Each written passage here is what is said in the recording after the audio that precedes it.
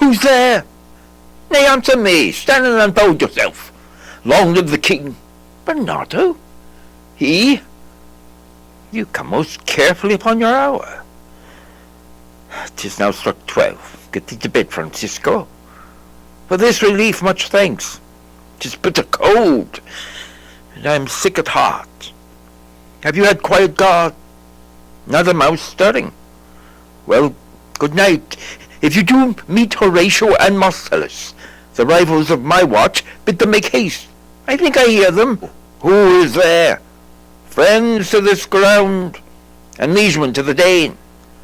Give you good night. Say, what, is Horatio there? A piece of him? Welcome, Horatio. Welcome, good Marcellus. What, has this thing appeared again tonight? I have seen nothing. Horatio says 'tis but our fantasy, and will not let belief take hold of him, touching this dreaded sight, twice seen of us. Therefore I have entreated him along with us to watch the minutes of this night, that if again this apparition come, he may approve our eyes, and speak to it. Tush, tush, 'twill not appear. Sit down a while, and let us once again assail your ears, that are so fortified against our story, what we 2 nights have seen. Well, sit we down, and let us hear Bernardo speak of this.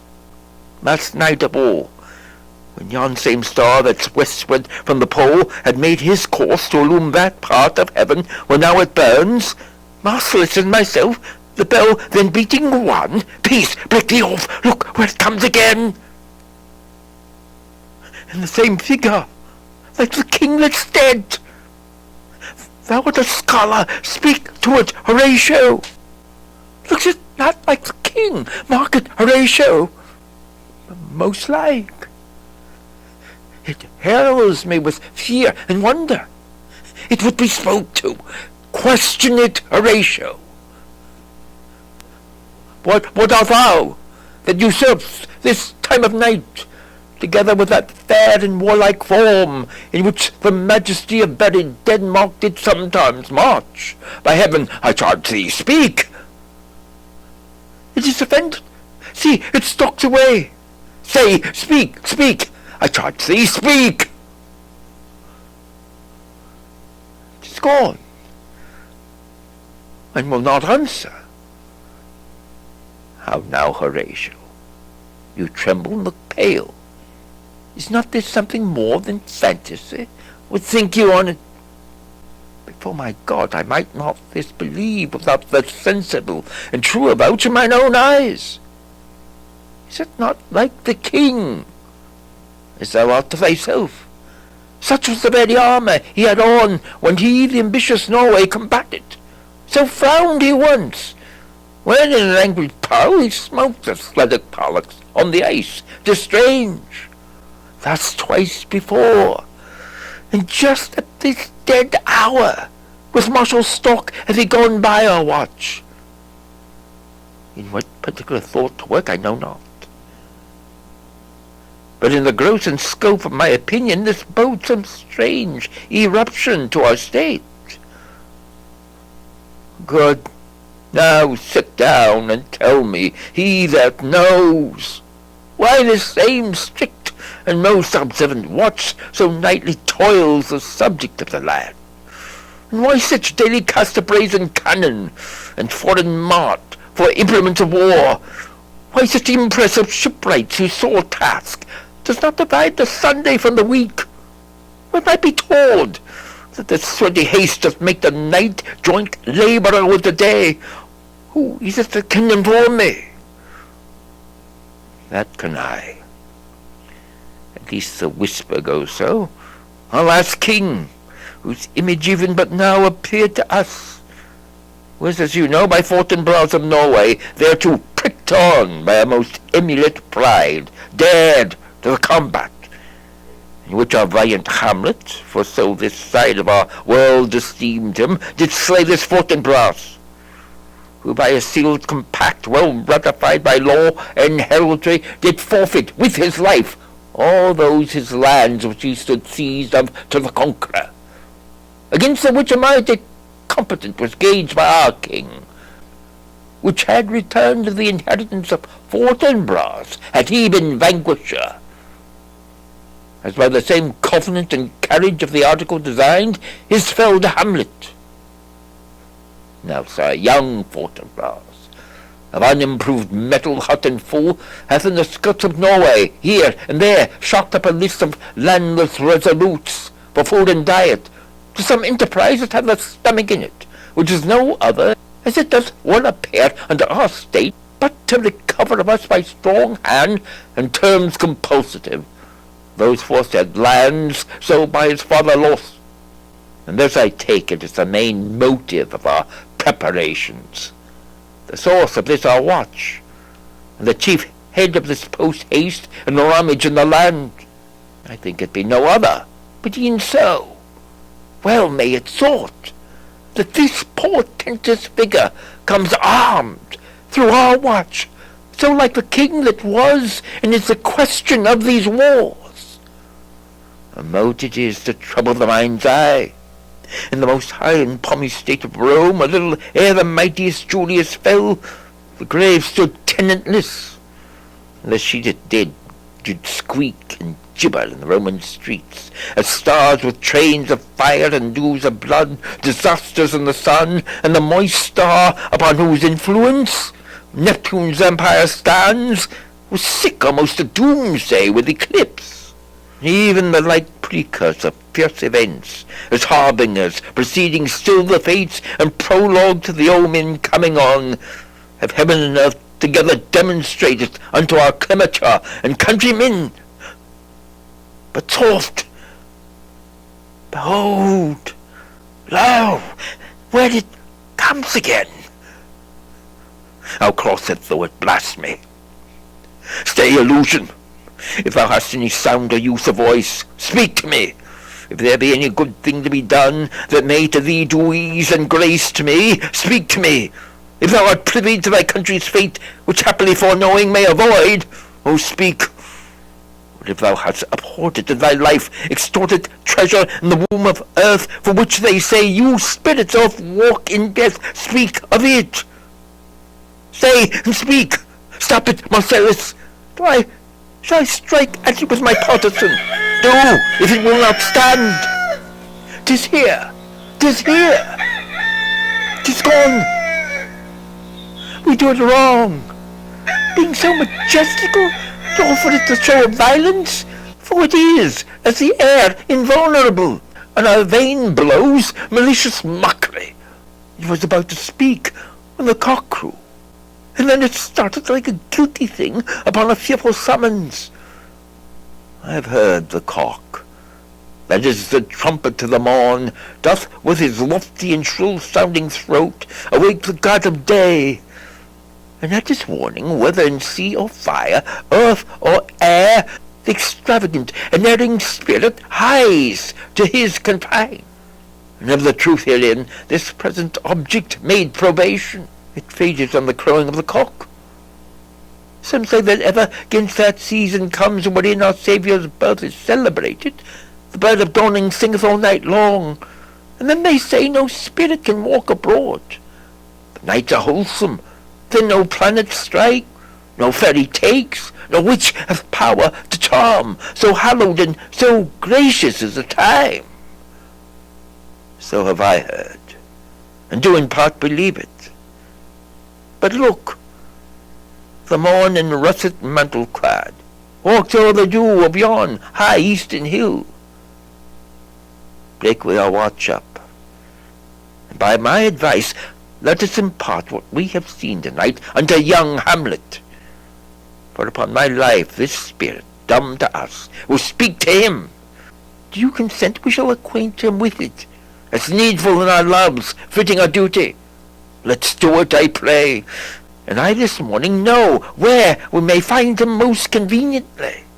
Though yet of Hamlet, our dear brother's death, the memory be green, and that it is us befitted to bear our hearts in grief, and our whole kingdom to be contracted in one brow of woe, yet so far hath discretion fought with nature, that we with wiser sorrows think on him, together with remembrance of ourselves.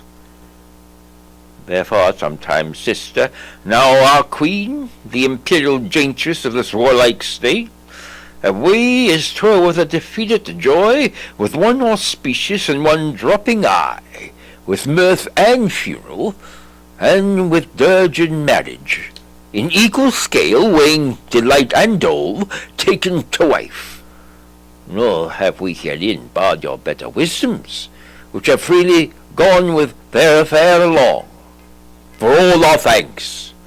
Now follows, you know, young Fortinbras, holding a weak supposal of our worth, or thinking, by our late dear brother's death, our state to be disjoint and out of frame, colleagued with a dream of his advantage, he hath not failed to pester us with revenge, importing the surrender of those lands lost by his father with all bonds of law to our most valiant brother.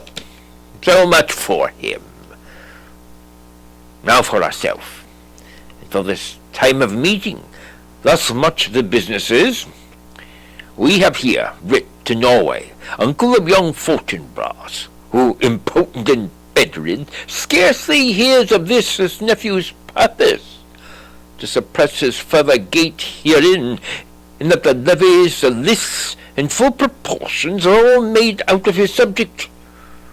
And we here dispatch you, good Cornelius, and you, Votamon, for bearers of this greeting toward Norway, giving to you no further personal power to business with the king more than the scope of these dilated articles allow.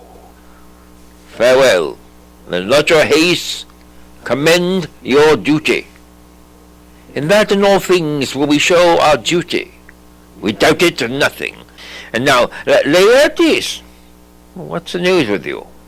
You told us of some suit. You cannot speak of reason to the Dane and lose your voice. The head is not more native to the heart, the hand more instrumental to the mouth, than is the throne of Denmark to thy father. What wouldst thou have, Laertes? Tread, my lord, your leave and favour to return to France, from whence so willingly I came to Denmark to show my duty in your coronation.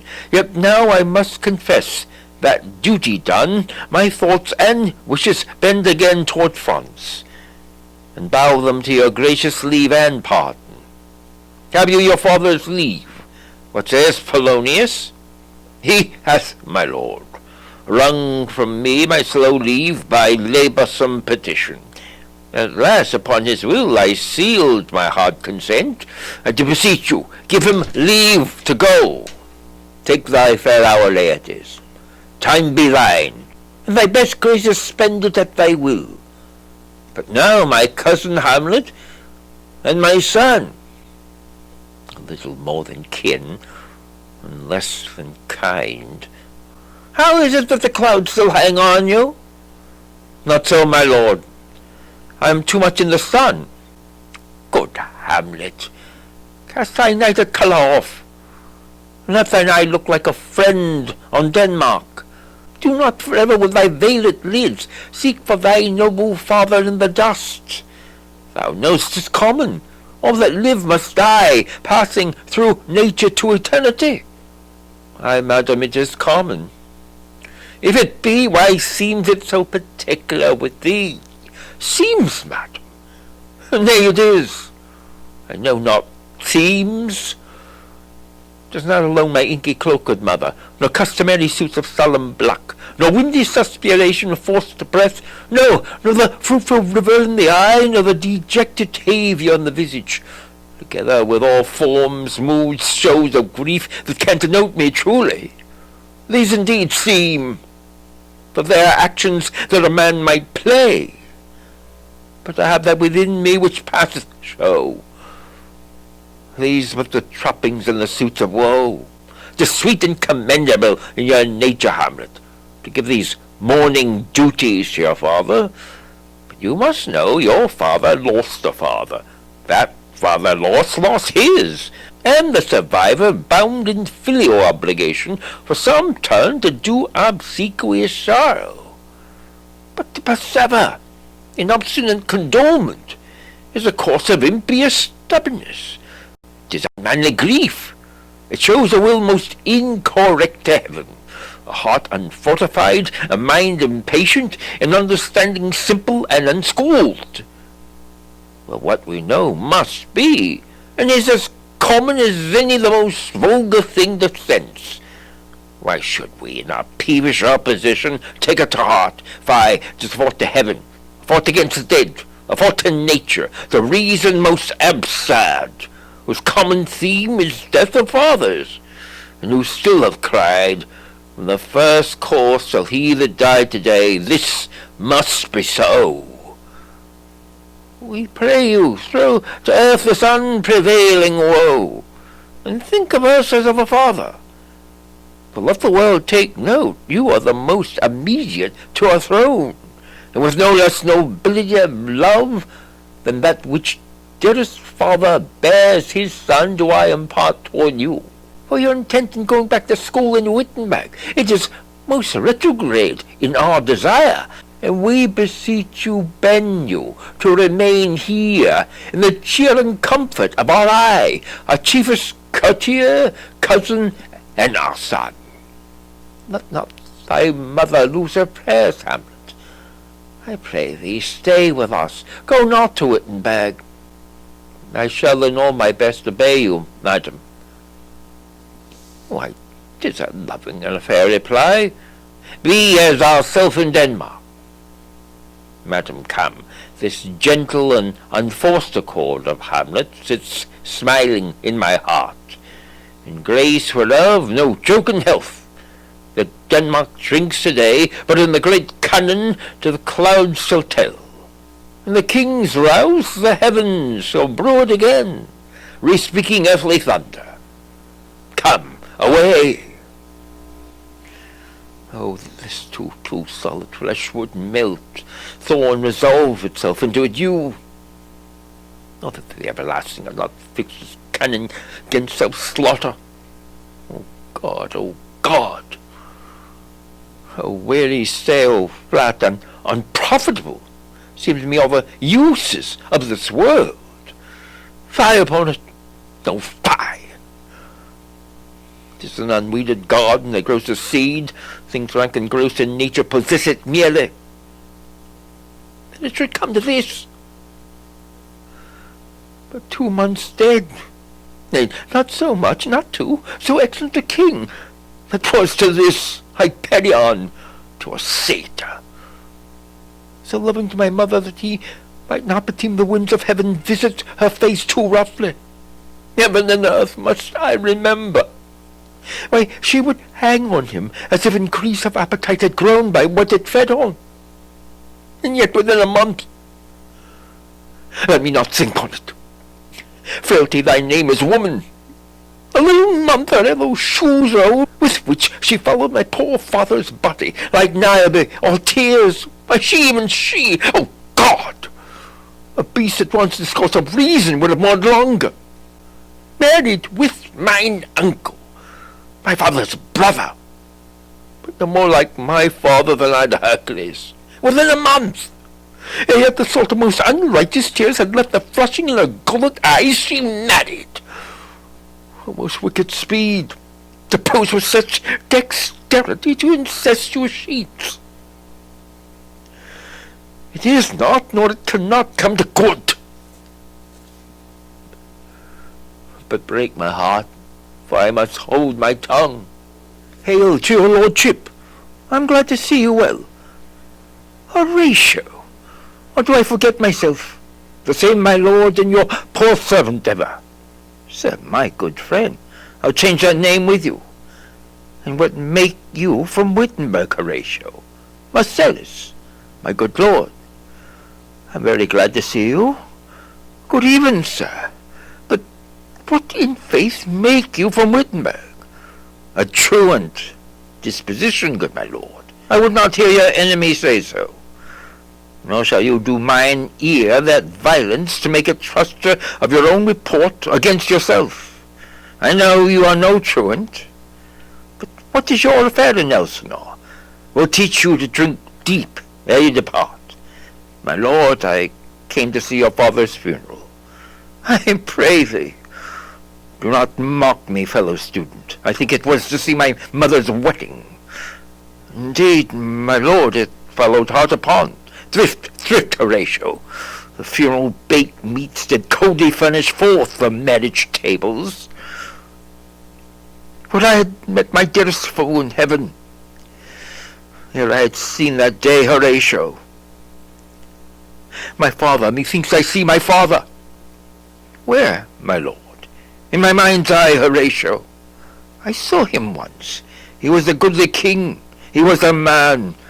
Take him for all in all. I shall not look upon his like again. My lord, I think I saw him yesternight. Saw who? My lord, the king, your father. The king? My father? Season your admiration for a while, with inattent ear, till I may deliver upon the witness of these gentlemen this marvel to you. For God's love, let me hear. 2 nights together have these gentlemen, Marsus and Bernardo, on their watch, in the dead vast and middle of the night, been thus encountered, a figure like your father, armed at all points exactly, cap a pie, appears before them, and with solemn march goes slow and stately by them. Thrice he walked, by their oppressed and fierce affrighted eyes within his truncheon's length.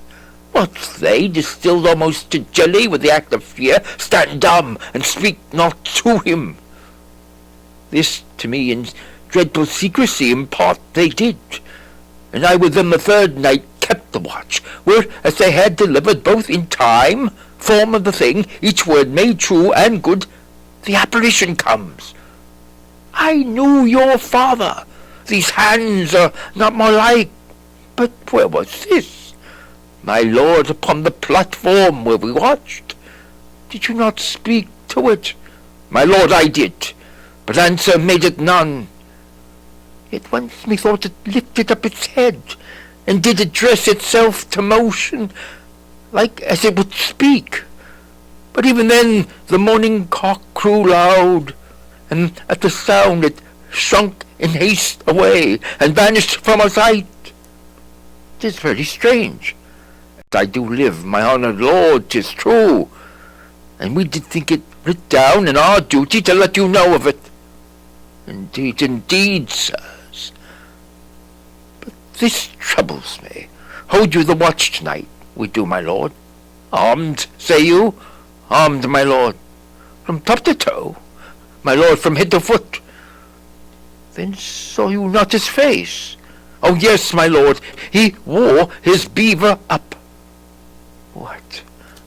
Looked he frowningly, a countenance more in sorrow than in anger, pale or red, nay, very pale, and fixed his eyes upon you most constantly. I would I had been there. It would have much amazed you. Very like. Stayed it long. Well, one with moderate haste might tell 100. Longer. Not when I saw it. His beard was grizzled. No? It was, as I have seen it in his life, a sable-silvered. I will watch tonight. Perchance 'twill walk again. I warned it will. If it assume my noble father's person, I'll speak to it, though hell itself should gape and bid me hold my peace. I pray you all, if you have hitherto concealed this sight, let it be tenable in your silence still, and whatsoever else shall hap tonight, give it an understanding, but no tongue. I will requite your loves, so fare you well. Upon the platform, twixt 11 and 12, I'll visit you. I'll duty to your honour. Your loves is mine to you. Farewell. My father's spirit, in arms, all is not well. I doubt some foul play. Would the night will come. Till then sit still, my soul. Foul deeds will rise, though all the earth o'erwhelm them to men's eyes.